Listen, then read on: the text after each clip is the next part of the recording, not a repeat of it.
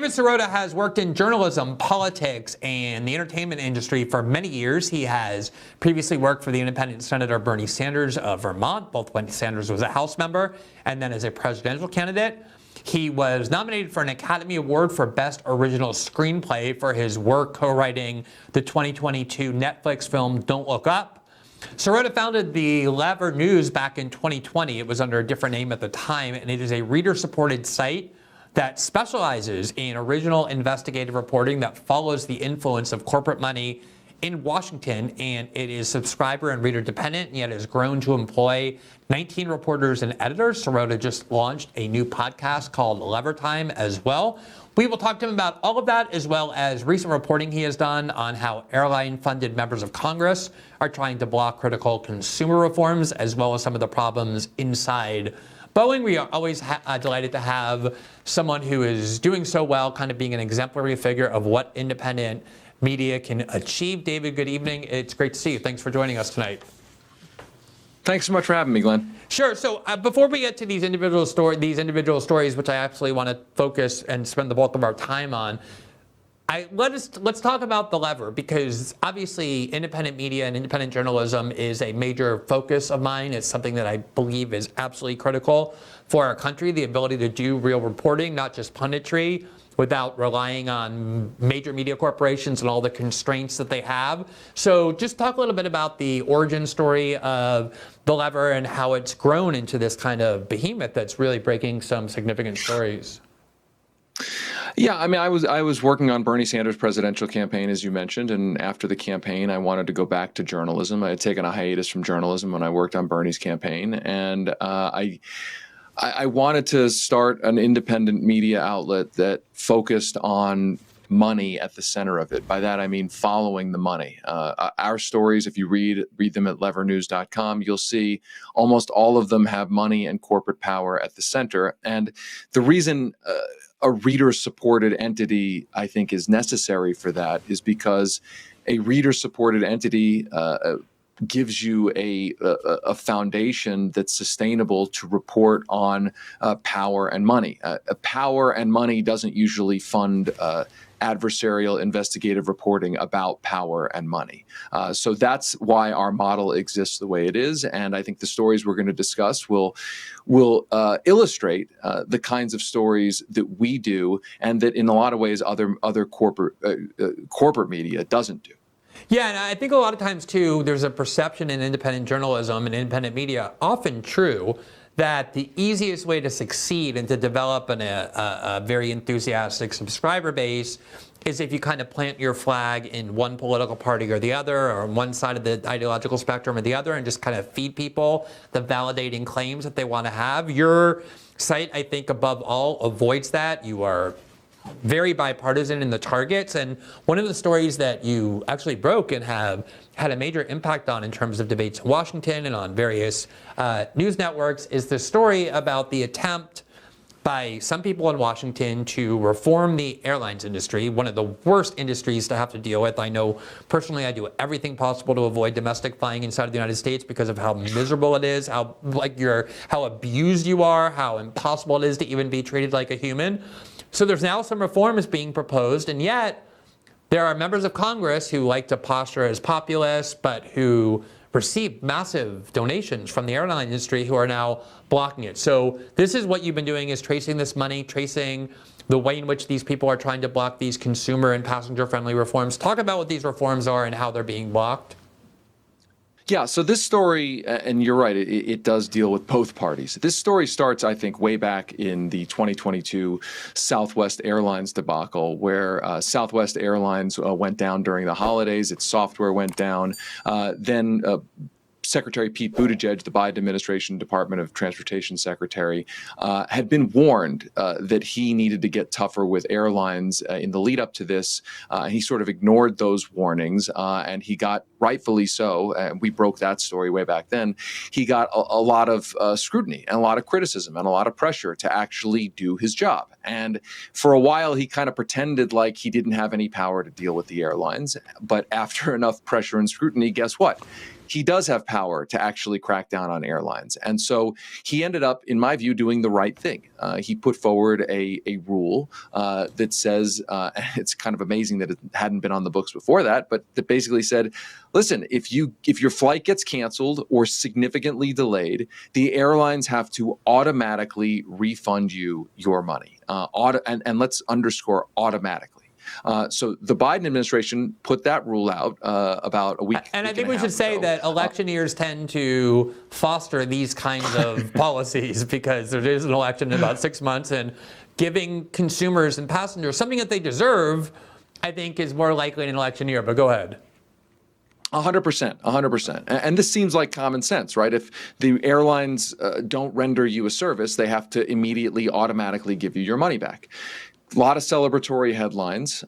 And then about a week later, we broke the story that in a must-pass aviation bill dealing with the FAA, the oversight agency, forced lawmakers, four of the six top recipients of airline industry money, inserted a line into this massive bill that if you read the bill, you might not even notice it, but it was 8 words that basically says the passenger whose flight was canceled or significantly delayed can get a refund upon request of the airline carrier. Now, this seems like a small little detail, but to my mind, and to the Biden administration's mind, it is everything. I mean, the Biden administration, when they announced their rule, they talked a lot about how it would avoid forcing customers into the cumbersome Kafka-esque process of trying to get a refund.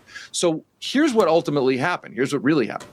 The airlines gave a lot of money to these 4 lawmakers. The Department of Transportation put out its rule, asked these lawmakers to enshrine the Biden administration rule in law. Those lawmakers ignored that request and put 8 words into this giant bill that puts the onus back on passengers to request the refunds. Now, why would the lawmakers do that? Why would the airline lobbyists want that? Well, because as we know from the past, during the pandemic, the airlines sat on $10 billion, that's billion with a B, $10 billion of unpaid refunds and travel credits. So the airlines know that the harder they make it for you to get a refund back, a refund that you are owed, the more red tape, the more cumbersome a process, the fewer refunds they will have to pay, because they know that the harder the process is, the more it will deter some subset of the population that's owed money from actually going through the process of requesting the money. Yeah, I mean, it sounds in the abstract, in kind of theory, like it's not that big or burdensome of a requirement. No, all you have to do is ask. But of course, as you say, it's like dealing with health insurance companies or any insurance companies. The request ends up being something that requires hours of your time. If you want to call because something has gone wrong, you wait on hold for an hour, you often get disconnected. They're extremely rude. They make it as difficult as possible. Not necessarily when you want to buy a ticket, but when you want something that is yours to get. Now, I saw Ted Cruz being interviewed on CNBC because I believe I don't know if he's one of the 4 people that you mentioned. I want to ask you who those 4 people are. Okay. Yeah. So he's one of the people being funded by the airline industry and has advocated this change that would basically gut the entire reform. And his argument was, look, it's actually not good for the passenger, for the consumer, to automatically refund their ticket, because a lot of times when people's flight gets canceled, they don't want a refund. They just want to go on the next flight. And by forcing them into a refund, you're basically preventing them from doing what they want, which is just going on a flight, which is why the better solution is to only give refunds to people who say that they want them. What's your answer to that? Well, the answer to that is that's just fundamentally false. That's just not actually true in any way. The way that the rule was written was they have to offer to rebook you, and if you say no to a rebooking, they have to immediately give you your money back. So the notion that getting an automatic refund, or at least having the responsibility for an automatic refund on the airlines, somehow will harm travelers is just a lot of nonsense. It's a lot of distraction. And look, the reason is because, to my mind, in my view, is that Ted Cruz is running for re-election in Texas. He's getting some scrutiny and pressure and public criticism for this. And he wants to have a rationale to say why he did it. He can't just come out and say, I did it because my airline funders asked me to make it harder for my constituents to get refunds. He can't just come out and admit that. So he's got to come up with a rationale for it. Yeah, and all these people run on a platform, Republicans and Democrats now, of standing up to big corporations and trying to protect the little guy. And this is the kind of thing that actually happens in Washington, is behind the scenes. This is how the legislation gets written. And a lot of time it's done in a way not to be noticed. And I think that's one of the things that's so important about your reporting. By the way, so Ted Cruz is one of the four. Who are, I saw something in one of your articles that Senator Maria Cantwell, the Democrat from Washington, is as well. Is she one of the four, and who else is leading this? Yes, yeah, it's the four members, the 2 members of the House, 2 members of the Senate, who oversee the transportation committees, and that is Chairwoman Senator Maria Cantwell. Ted Cruz is the ranking member, a Republican, on the committee, and then in the House it's Congressman Sam Graves from Missouri, a Republican, and Congressman Rick Larsen from Washington.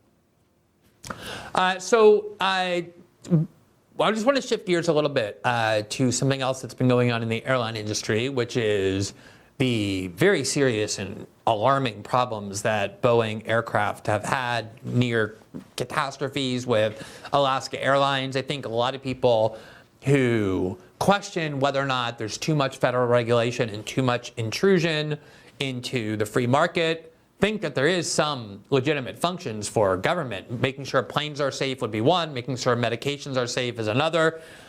And yet it seems like there were these massive oversights that basically Boeing was just left to their own devices. They were able to cut corners for profit. You had an article in The Lever by Freddie Brewster that the title of which was Airlines Filed 1,800 Reports Warning Regulators About Boeing 737 MAX, which is the plane that has caused a lot of these problems. So why is it that even though the regulators were being notified of these safety problems, these planes were continued to fly in such unsafe conditions? Well, 2 reasons. Boeing is one of the biggest spenders on influence in Washington and has over many years essentially bought a deregulatory policy in which Boeing gets to do so-called self-inspections. That the FAA, the oversight agency, is so understaffed and under budgeted that the agency has effectively outsourced the inspections of these planes to the companies themselves. I mean, self-inspection should be, Ronald Reagan talked about the 9 most terrifying words are "I'm from the government, I'm here to help." To my mind, the 9 most terrifying or the most terrifying words are self-inspection of an airplane, right? And the thing is as we reported as well, that within a manufacturing affiliate of Boeing, Spirit Aerosystems, there were workers who were also warning about safety concerns in the manufacturing process of the fuselages.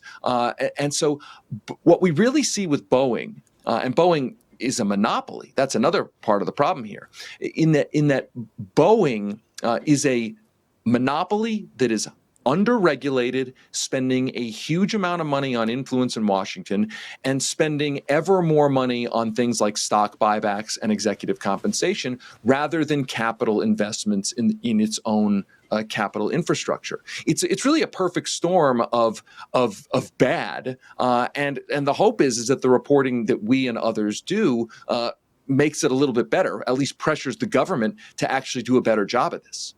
I had Wei Fong on my show a couple days ago, and he published reporting addressing the question that I think a lot of people are very confused about, which is we keep hearing that one of the reasons Ukraine is having so much difficulty on the battlefield against the Russians, aside from the population difference that prevents Ukrainians from sending men to the front line, is that they just can't keep up with the artillery production of the Russians. So you have the United States that spends more money than the next 15 countries combined on our military, and even joining with NATO, we have no industrial capacity to provide the Ukrainians with artillery, even though we're now 2.5 years into the war. And one of the reasons, as Lee described it, was very similar to what you're saying, but just to illustrate the point, that the way in which this $1 trillion military budget gets spent is not by assessing the national security needs of the United States or the needs of the military, but by having lobbyists, including from Boeing and Northrop Grumman and all these major military contractors, come into Washington and lobby for the purchase of the most expensive weapon systems, including ones that end up being archaic and never working. And the real national security needs end up getting completely neglected. So I think so often a lot of people talk about corporate influence, and it's very easy to forget about it because a lot of times these concrete examples aren't really visible. And I think one of the things you're doing best is just making this very visible, that how easily they are able to influence and manipulate the lawmaking process. And I'll just add to that on the Pentagon question. I mean, Freddie Brewster, the same reporter, broke a big story last week about this very little notice program in the Pentagon itself, where top Pentagon officials are going to work at times inside of defense contractors in roles in which they are then influencing the Pentagon to purchase materials, equipment, et cetera, from those contractors they are working at, which at one level seems, I mean, it seems maybe not a big deal, but at another level, it just underscores what you've just said, which is our decisions about purchasing, about what equipment is needed, are they being made on the basis of national security and governmental interest, or are they being made on the basis of who has the most influence, who has that influence to make to compel the government to pay the highest prices for things in lots of cases that the government doesn't actually need? Yeah, and of course, the Secretary of Defense, who oversees the Pentagon, came directly from the board of directors of Boeing in order to take the position as Pentagon chief under President Biden. Let me switch gears a little bit because you have this relatively new podcast out where you talk about a lot of your reporting and other things as well. And I was looking at some of the episodes in preparation for your coming on, and one of the most recent ones you did focused on this question I don't think has gotten nearly enough attention about just how anti-democratic the Democratic Party became in 2024 in this election cycle to ensure that there could never be any debates or challenges within the party to the incumbent president, Joe Biden, even though all polls show how weak of a candidate he is. What is it that the Democratic Party did that is special or different in order to ensure that there was no challenges possible? Well, a couple things. I mean, I think in the lead up in the last few years, the Democratic Party has done a very good job, at least the top of the Democratic Party has been successful at essentially sending the message that if you run a primary against party-backed, establishment-backed candidates, you will be spent into the ground. You will potentially be blacklisted. Your career inside of Democratic politics will essentially be over. We have seen that over and over down the ballot. Now, with regard to this current presidential election, I think what that has done is, first and foremost, it's said to any potential major candidate, and by major I mean, a senator, a governor, candidates that have run in primaries in the past. It is said to them, if you even float your name, you are risking essentially career suicide. Now, on top of that, you saw the Democratic Party front-load its primaries, front-loading primaries. The effect of that, putting states all up front, up at the top, having all the primaries happen in very short order, it makes it harder for candidates to, in the past, what they've done is they've won smaller states to build momentum, build name recognition, build a fundraising base to run in future primaries. By front-loading the primaries, it makes that process, that prospect, much harder. In some states, the Democratic Party essentially canceled primaries. The party basically said, we're not putting other candidates on the ballot other than Joe Biden, which is, to my mind, one of the most undemocratic things you can do. And meanwhile, one last thing I would say is that the Democratic media machine is now sort of an assumption that anybody running in a primary against any party establishment-backed candidate is a fringe, is a joke, is something to not be taken seriously. You see that on MSNBC. You see that framing all throughout sort of corporate media in general. It's become kind of a religious assumption. And the thing to understand, Glenn, and I think this is really important, is that this is in some ways extremely ahistorical. As we trace in our podcast, which folks can go find at levertimepod.com, as we trace, the Democratic Party had a culture of primaries. I mean, you had Eugene McCarthy run against Lyndon Johnson. You had Ted Kennedy run against Jimmy Carter. Same thing for the Republicans, by the way. You had Ronald Reagan run against Gerald Ford. You had Pat Buchanan run against George H.W. Bush. That culture seems to be gone from American politics, and I don't think that's a very good thing. I think that, and I want to add one other thing. The argument is that by having a primary, it hurts the general election nominee. I think it's the exact opposite. I think a tough competitive primary ends up battle testing and making sure the general election nominee can actually compete in the general election before they become the general election nominee.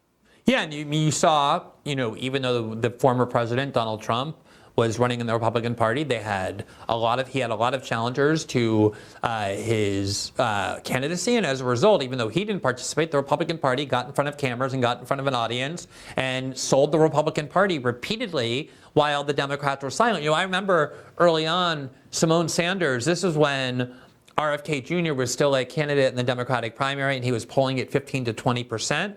And Cornel West was also a declared candidate within the Democratic Party, and Marianne Williamson as well. And you had, 25 to 30% of Democrats saying they didn't want to vote for Joe Biden. And I saw Simone Sanders, who used to be Kamala Harris and Joe Biden's top White House aide and now works at MSNBC, The Normal Path, go on air and basically just say, we're not having a primary. Our nominee is Joe Biden.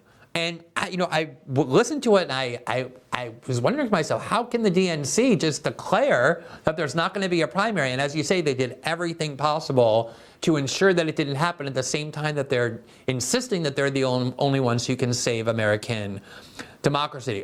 David, let me ask you something about what I had alluded to earlier, which is this kind of new sentiment within the Republican Party. I think in the Reagan era, Republicans were defined by Reaganomics, by this idea that you do everything you can to help the bottom line and the profits of large corporations, that a rising tide lifts all boats. That was supply side economics, that eventually that profit for the highest and richest people would trickle down to the lower classes. And I think very little of that happened. And so now you have within the Republican Party, when Donald Trump ran in 2016, he challenged not only Bush-Cheney foreign policy, but even Reagan economics, at least rhetorically. And you've had senators like Josh Hawley and J.D. Vance who have run on a position of economic populism. And when Bernie Sanders held up the COVID relief bill and said he would filibuster it unless they had direct payments to the American people, Josh Hawley was the one senator who stood at his side. And I believe Senator Hawley as well is defending these reforms to the airline bill. Do you see any real emergence of a kind of populist or anti-corporate or pro-consumer sentiment within the Republican Party, even though it may not be the dominant strain? Look, I think on Trump, I think he at times said things.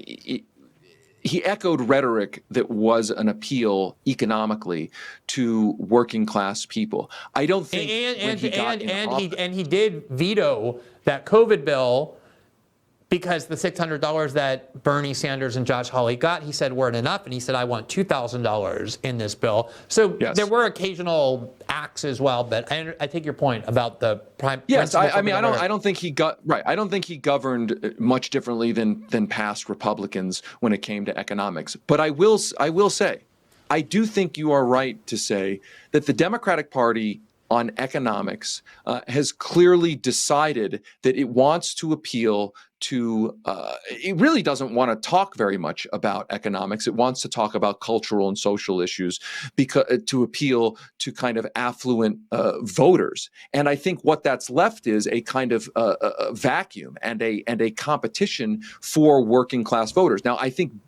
what's gone on is that the Republican Party has oftentimes tried to attract working class voters with purely cultural appeals while mixing in Reaganomics that hurts working class voters. So I think the senators that you mentioned see a potential opportunity. They see an opportunity to make an economic appeal to working class voters.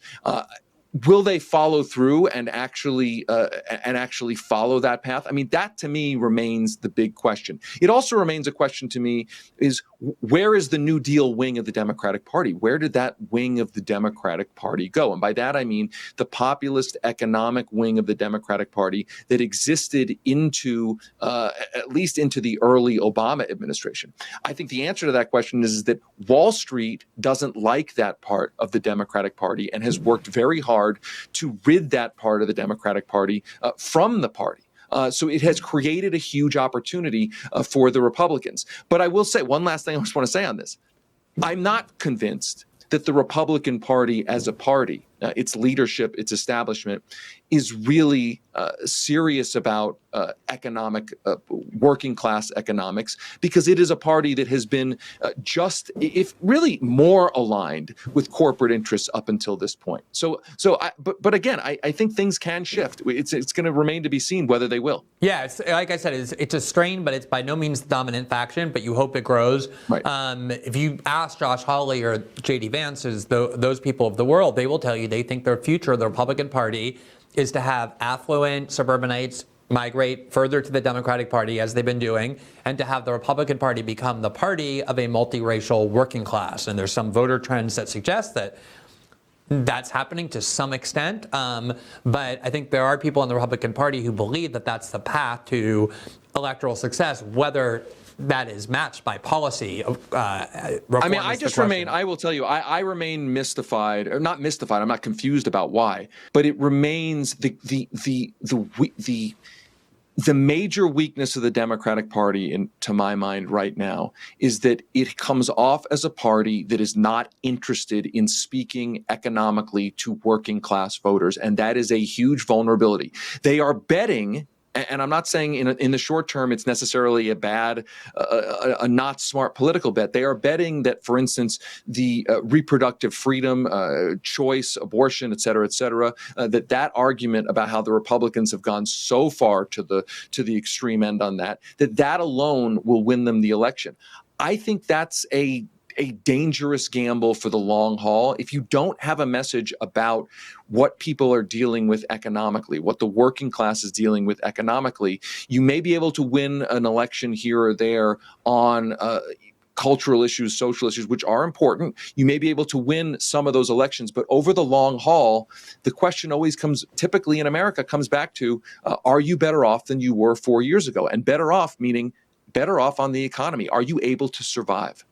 Yeah, exactly. I think the Democrats had some success in low turnout elections where the overturning of Roe versus Wade and some of the Republican proposals in the wake of that got people to the polls, and they won some elections based on it. I think it's much different in a presidential election where people in much larger numbers go to the polls. And they're, as Bill Clinton and his war room famously put on the wall, it's the economy, stupid. And that's generally the way that elections are determined. All right, David, I really appreciate the conversation. Please let people know where they can go to find and support both your work and your new podcast. You can find our website at levernews.com, and you can go subscribe to our podcast at levertimepod.com. Glenn, thanks for having me. Yeah, congratulations on the big story with the airlines reform. I'd love to see you guys continue to do that work, and it's always great to see you. Have a good evening.